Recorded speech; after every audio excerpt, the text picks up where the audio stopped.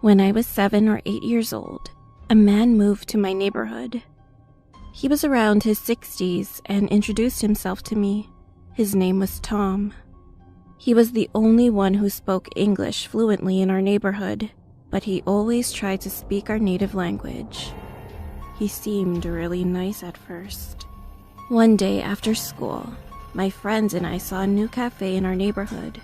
We were curious and wanted to know how many desserts they had, so we stopped by and looked inside. Then we heard someone say, "Hello, kids." He then said, "Come on in.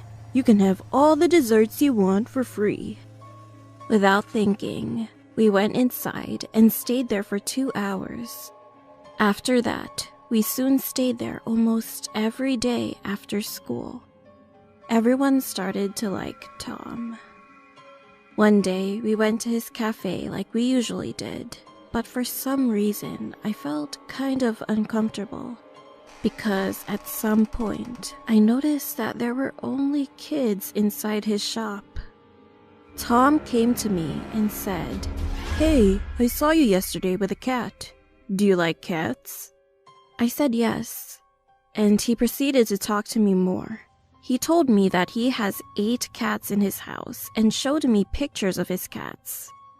All of a sudden, one of his pictures from inside his wallet fell to the floor.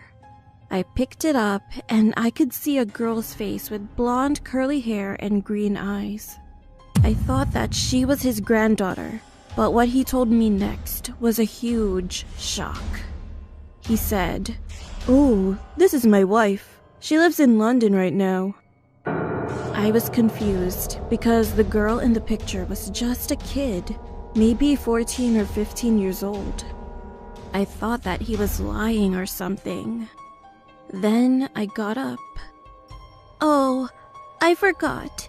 My mom is waiting for me." So I quickly left the shop and went back home. Then I just hugged my mom. The next day when I got to school, there were policemen everywhere. I didn't understand what was going on. Then one police officer walked over to me and he said, "Kid, you have to come with us." They also called my parents, so we went to the police station together.